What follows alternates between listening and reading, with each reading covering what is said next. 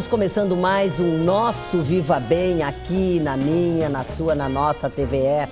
Hoje nós vamos falar sobre uma doença silenciosa que requer muita prevenção e muito cuidado. Segundo o Instituto Nacional do Câncer, o INCA, aqui em Porto Alegre deverá ter a maior incidência de câncer de intestino. Nos últimos anos, esse tipo de tumor maligno, ele vem crescendo aqui no estado. E nós já somos o segundo mais comum entre as mulheres e o terceiro tipo de câncer mais comum entre os homens. Em 2012, serão cerca de 42 novos casos no sexo feminino e 38 novos casos no sexo masculino. Isso para um grupo de 100 mil habitantes. Para falar sobre este assunto, eu converso a partir de agora com o médico Inácio Osório Malman, que é coloproctologista do Hospital Moinhos de Vento. Doutor Inácio Malman, é comum aqui no estado, está crescendo aqui no estado, as pessoas estão falando mais, mas será que a gente está bem informado sobre o que é o câncer de intestino e quando é que ele aparece? Eu acho que ainda falta muito, né? Claro.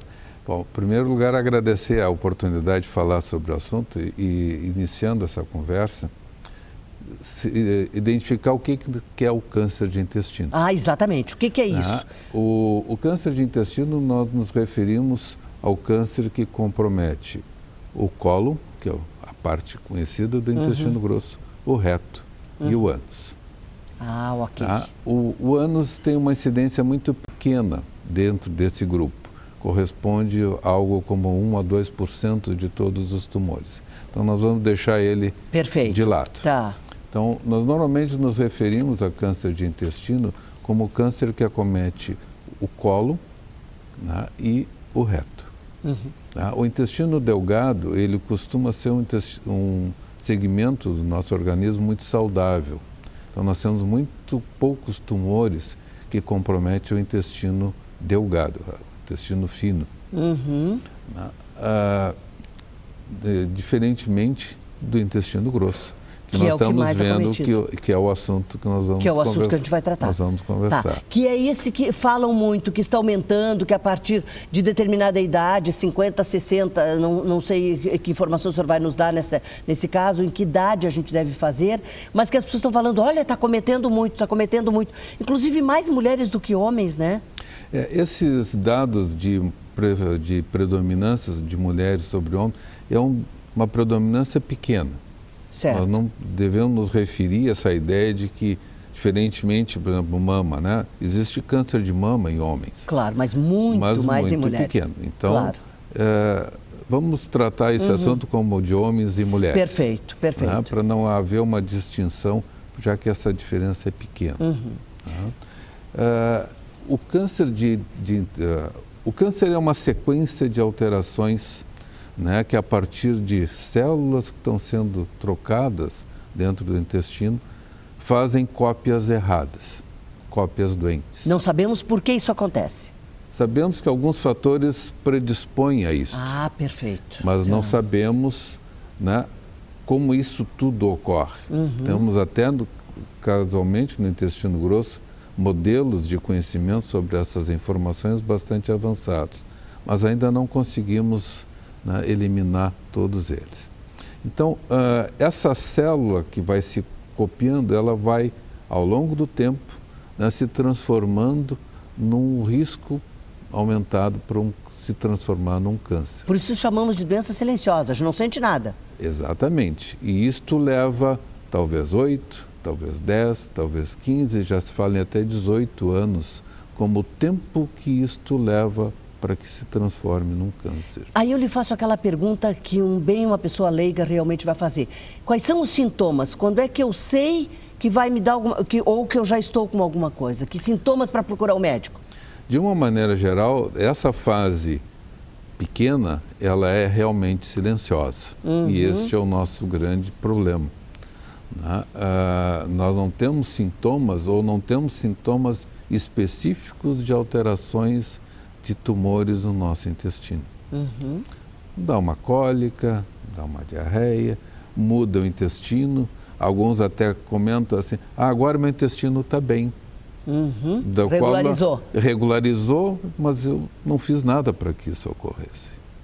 Lá tem uma pequena alteração, né, modificando o intestino que antes estava com problema. E isso não quer dizer que nessa observação da pessoa, o câncer já esteja no estágio avançado? Não. Não quer dizer, não. né? Tá. Os sintomas não são obrigatoriamente de câncer avançado.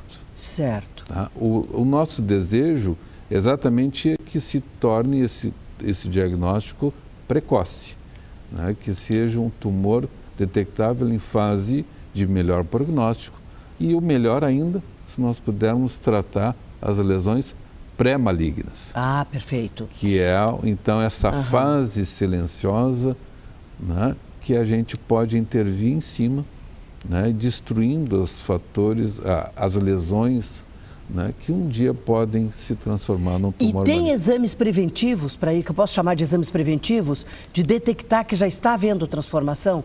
Por exemplo, uma ecografia abdominal total mostra isso? Não. Não. O exame...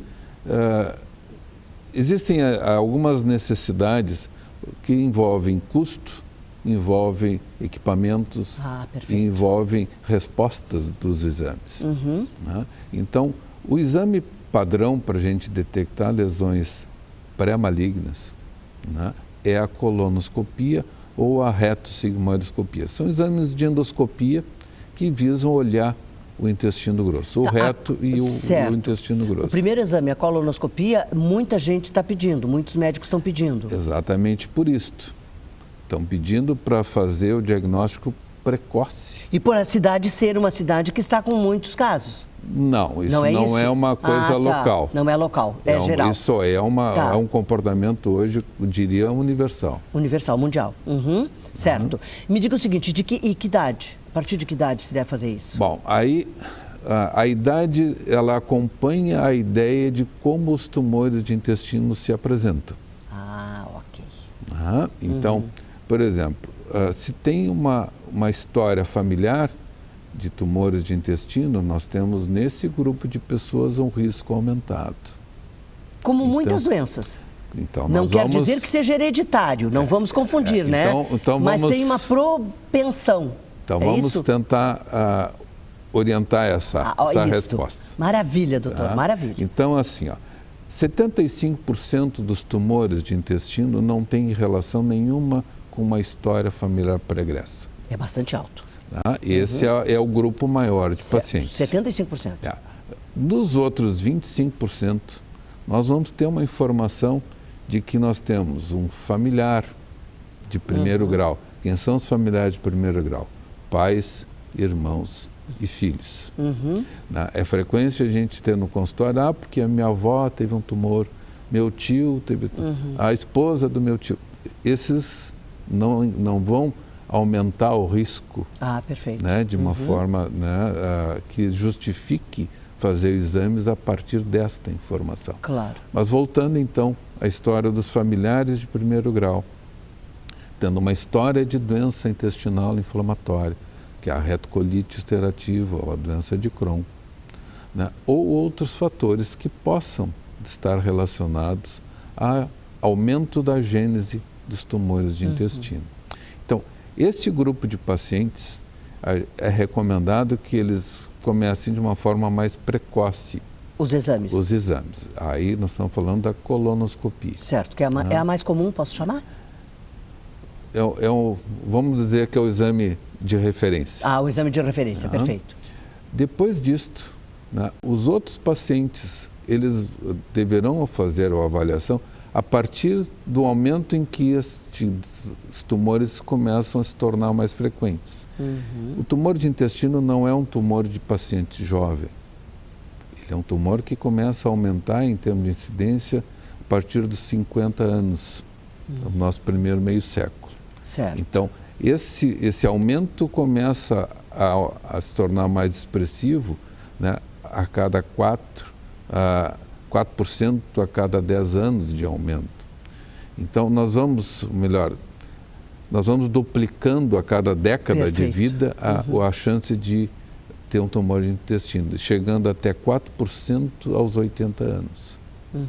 Então, quem tem história familiar vai tornar isto mais frequente, passando para 8, 10, 16, Sim, enfim, claro, se tornando uma história mais... Até alguns na chance de 50% até 100%, tá, de agora, certeza. Certo. Agora aquela pergunta que não quer calar, que o pessoal que está em casa deve estar pensando. Pergunta, Isabel, pergunta. Quer dizer, perguntou o que eu queria, né?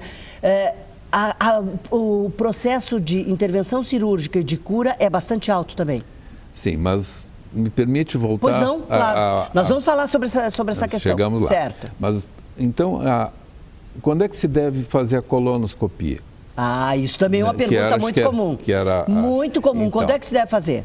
Então, isso deve ser feito quando começou a aumentar essa incidência. Então, na faixa dos 45, 50 anos, é hoje a recomendação universal que se faça um exame ou pelo menos uma avaliação nesse sentido.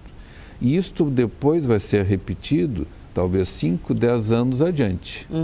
Não há necessidade de ser anual, não há necessidade de ser bianual, não há necessidade de ser tão frequente. A informação, né, que se tem que se o intestino tem lesões pré-malignas. Certo. Que são os chamados pólipos. Isso também vocês conhecem essa palavra, né? O a gente já ouviu muito. Hoje é uma expressão... muito usada. Né? Meus filhos até mexem comigo. Porque tem pólipozinho, não tem pólipozinho. Tá? Então, o pólipo é uma forma de se apresentarem essas alterações. Existem outras alterações que também formam pólipos. E o pólipo é benigno? O pólipo é benigno.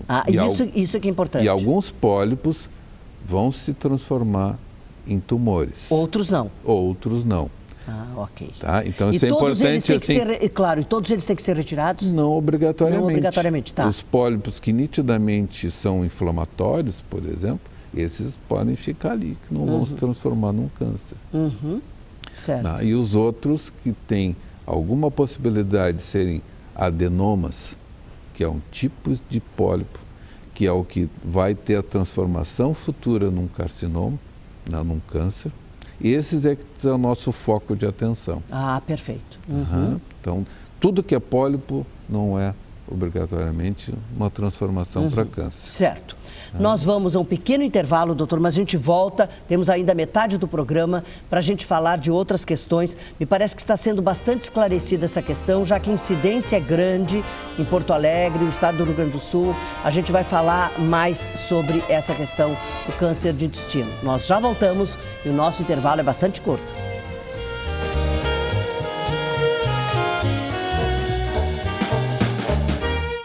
Estamos de volta com o nosso Viva Bem de hoje, onde a gente está falando sobre a questão do câncer de intestino, né? Mas vocês sabem que vocês fazem parte do programa quando vocês telefonam, quando vocês passam um e-mail, quando vocês vão até o Facebook ver a gente, né? Pois é, o vivabem@tve.com.br à disposição. O nosso telefone 3230 1532. Você sabe que o telefone, às vezes, é o pior meio de comunicação, né? Porque a gente, às vezes, não tem condições de atender tão bem quanto vocês gostariam. Mas o nosso e-mail está à disposição e é muito bom, e o Facebook também. Continuando, então, a nossa conversa sobre câncer de intestino com o médico Inácio Osório Malman, coloproctologista do Hospital Moinhos de Vento, que está nos trazendo muitas informações importantíssimas para que a gente possa ter mais vida com mais qualidade, que é o nosso objetivo aqui no Viva Bem, há muitos e muitos anos no ar. Doutor, importantíssimas essas informações que o senhor está trazendo para a gente, para desmistificar, porque eu vejo tanto pessoas assim, não, quem procura acha... O senhor já deve ter ouvido isso, né? Quem procura acha, então eu não vou procurar. E muita gente alarmada, o contrário, alarmada. Não, tem que fazer, todo mundo tem que fazer a colonoscopia. Será que é isso? É o exame hoje que realmente nos dá melhores informações e melhores oportunidades de intervir em cima dessa sequência do pólipo para o carcinoma. Certo. Nem todos vão ter oportunidade de fazer isso, por questão de custos, questões de exames, de aparelhos e oportunidade para fazê-los. Mas sempre que puder fazer é interessante. A partir dos 50 anos? A partir de 50 anos. Homens e mulheres? Homens e mulheres, indistintamente. Indistintamente. Outra pergunta que eu tenho certeza que os telespectadores que estão em casa estão pensando para que eu faça para o senhor é o seguinte. a questão do estado em que nós estamos, da cidade, a questão da carne vermelha, ela continua sendo vilã? Tem algumas... claro que a gente sabe que não é uma causa, provavelmente, né? Mas, assim, tem algumas possibilidades de serem causadores de pólipos e de câncer? Eu acho que a resposta não se resume a um item específico. Ah, perfeito. Como é um câncer que aparece numa fase tardia, né, 50 anos em diante, isto vem ao encontro de que a nossa população começa também a viver mais tempo. Claro. Então, se torna possível que esses tumores venham a aparecer, porque as pessoas estão vivendo mais tempo. Nós estamos com 70, 80 anos 90, de referência. 90, né? Então, essa possibilidade se torna mais frequente. Claro, perfeito. Depois disto, características da nossa população. Nós temos uma imigração europeia que é um centro também onde existe uma alta incidência de tumores. Ah, ok. Depois, hábitos alimentares, talvez estejam de fato interagindo nisto. Entre eles, o consumo da gordura animal. Ah, ok. Eu gosto de tirar a ideia da cor e botar a ideia da gordura animal como o fator mais importante. Realmente, nós devemos, acho que, emagrecer o nosso churrasco. Eu acho que isso tirar a gordura da picanha. Tirar a gordura, isto... E entre outros hábitos, claro, claro. Embutidos, gorduras em excesso, realmente parece de fato estarem relacionados à incidência maior de câncer de intestino. Ou seja, hábitos de vida. Entre isto também vem, no mesmo sentido, o aumento do consumo de fibras vegetais. Então, frutas, verduras, alimentos que têm casca. Feijão, milho, lentilha, pão integral. Então, esse aumento desses alimentos parece também proteger o intestino daquelas substâncias que nós ingerimos ou que nós produzimos e que vão predispor a formação de lesões pré-malignas. Ou seja, essa mudança de hábitos para mais fibra, mais frutas, é muito saudável? Certamente. Nós não somos eminentemente carnívoros. Nós temos que também consumir vegetais na nossa dieta, para que eles sirvam como transportadores para fora do nosso intestino dessas substâncias que podem nos fazer mal. Por isso que a gente já ouve assim leigos dizerem, é fazer uma limpeza, as fibras fazem uma limpeza. Cuidado com a ideia da limpeza que era antiga, que tinha que fazer lavagem, que tinha que fazer tomar laxante. Que eu queria que você falasse. Okay. Isso certamente não tem nada a ver com a leitura atual dessa necessidade. Agora o senhor me tocou num ponto que eu lembrei, a questão da prisão de ventre, que muitas pessoas dizem, inclusive pessoas que viajam assim, eu viajo 4 dias e não consigo realmente evacuar nesses 4 dias. Isso é prejudicial, doutor? Não, esse tipo de comportamento não traz prejuízo Não tem nenhum. nada a ver com o câncer do intestino? Não, isso aí não... As pessoas não devem deixar de viajar para prevenir câncer de intestino. Exatamente. E os que têm prisão de ventre, uma história de prisão de ventre? É que isto está associado a outros hábitos, eventualmente. Mas não levaria a isso? Não há uma relação direta. Não há uma relação. Embora se busque essa ideia, mas provar que isto é a causa e efeito, nós não podemos ainda não se pode Agora, fazer isso. É interessante, de fato, que o intestino melhore. E isto a dieta, com fibras vegetais, mais uma boa ingestão de líquidos, é sempre uma coisa a ser buscada. Isso é saudável para o nosso organismo, para a nossa disposição diária. E para outras doenças. Perfeito, claro. Como doenças da região do ânus, como doença diverticular do intestino, mas não vamos mudar de assunto. Claro. A ingestão de líquido que o senhor fala me chama a atenção, porque idosos, e a gente está falando do câncer de intestino mais a partir dos 50 anos, idosos de 60, 70, não tem a maioria, e eu dou aula de teatro para idoso, de beber água. Não tem o hábito de beber água. Eles estão tendo que mudar esse hábito, porque não bebem água entre refeições, entre alguns alimentos. Até ingerem frutas, mas não bebem água. É preciso beber água. É essa que a gente está bebendo aqui, água. Água pode estar, inclusive, com cor, com sabor, misturado com outras coisas, certamente. Okay. Porque o organismo depois vai separar o que é água né, de outras substâncias. A água do cafezinho vale também? Vale. A água do chimarrão também vale. Vale, ok. Tá? Isso tudo é água. Tá? Mas o importante é que esse consumo seja adequado. Vai girar aí 1,5 litro, 2 litros por dia, de uma forma mais arredondada. Ah, ok. Que é naqueles 2 litros que dizem. Exato. E aí, independente da idade, também pode. Independente da idade. Doutor, eu vou lhe fazer uma pergunta sobre um hábito que a gente vê cada vez mais comum. Beber água em jejum é bom? Isto aí tem a ver com estímulos de funcionamento do intestino.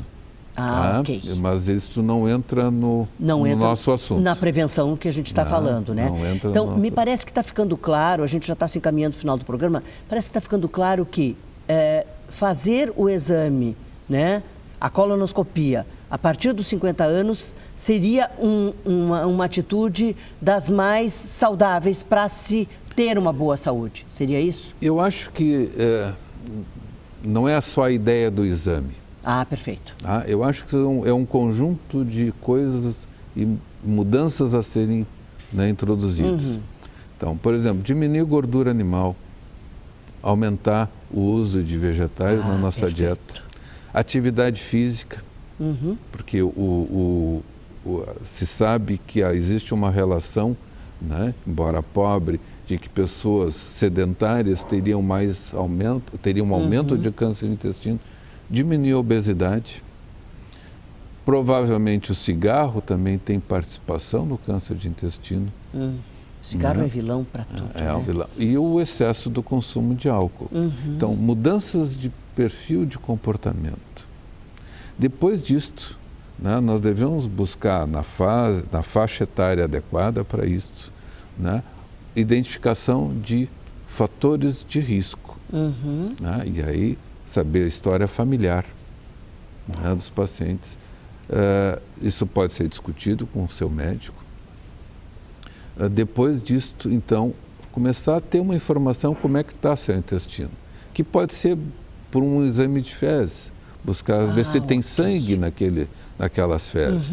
Então, isso já pode nos dar um indício que alguma coisa precisa ser avaliada. Isso não é diagnóstico de câncer. Perfeito. Isso aí é só uma informação. Portanto, o doutor não concorda como eu, não com quem procura acha. A gente faz exame para não achar nada e para ficar tranquilo, né, doutor? Eu acho que essa é uma visão de que, né, vai se buscar uma coisa que ameaça. Pelo contrário, ninguém vai botar um pólipo dentro do intestino das pessoas. Claro. Esse pólipo está lá. E um dia esse pólipo pode vir a se transformar num câncer. E aquela pessoa que deixou de tirar aquele pólipo, né, perdeu eventualmente a oportunidade de se livrar de um problema futuro. De viver muito mais com mais qualidade. Já se consegue hoje com os tratamentos respostas muito boas, né? Nós temos pacientes curados dos tumores de intestino, mas queremos buscar, né, que essas lesões não se transformem em tumores. Claro, ou, claro. se tivermos a desventura, que esses tumores sejam diagnosticados numa fase precoce. Isso que é o nosso objetivo hoje. Tá? Tratar o tumor de intestino de uma forma precoce. Isto é a prevenção primária. Isto é tão eficiente como tirar o cigarro, né, do câncer de pulmão. Como não beber tanto? É mais eficiente do que o diagnóstico precoce dos tumores de próstata, dos tumores de mama, entre outros. Tá? Porque desse nós estamos fazendo um diagnóstico cedo. Com certeza. O do intestino, claro, nós podemos evitar que ele se transforme num câncer. Evitar que ele se transforme. Claro, entendi. Perfeito. Tá? Então, esse é o que nós gostaríamos de transmitir, né, de passar essa ideia. E aí as pessoas devem também estar querendo essa pergunta. Dependendo da idade, a intervenção cirúrgica pode se dar com 80, com 85? Não existe maiores problemas? Hoje, a faixa etária não é o nosso problema. Operar pacientes com 80, 90, 100 anos, hoje está virando nosso dia a dia. Não existe problema para isso? Não, o problema são as patologias associadas. Né? Okay. Então, isso é o que pode intervir. Mas o tratamento do câncer de intestino, ele é basicamente cirúrgico. Ele passa pela cirurgia, ou pelo menos pela ideia de cirurgia. Ok. E depois nós temos hoje tratamentos complementares, é isso que é a radioterapia para os tumores de ânus e de reto, e a quimioterapia para os tumores, né, de intestino grosso. Certo. Tá? E aí todos os tratamentos que vêm, as metástases hepáticas, metástases pulmonares, Claro. né, que são focos, então, de novos tratamentos e com respostas hoje muito interessantes. Claro, claro. Doutor, nós temos certeza de que a gente trouxe informações muito importantes para todos os nossos telespectadores, de que esse cuidado é fundamental para que a gente tenha mais vida com mais qualidade. Vamos terminar o programa aqui de mãos dadas, me dê essa mão aqui, porque assim, de mãos dadas, é que a gente consegue resolver melhor os problemas, não é isso? E viva bem! Porque a gente merece, né? Bom. Exatamente. Obrigada, doutor. Muito obrigado, agradeço a oportunidade. Muito obrigada mesmo. Temos certeza de que a gente vai viver muito. Até lá.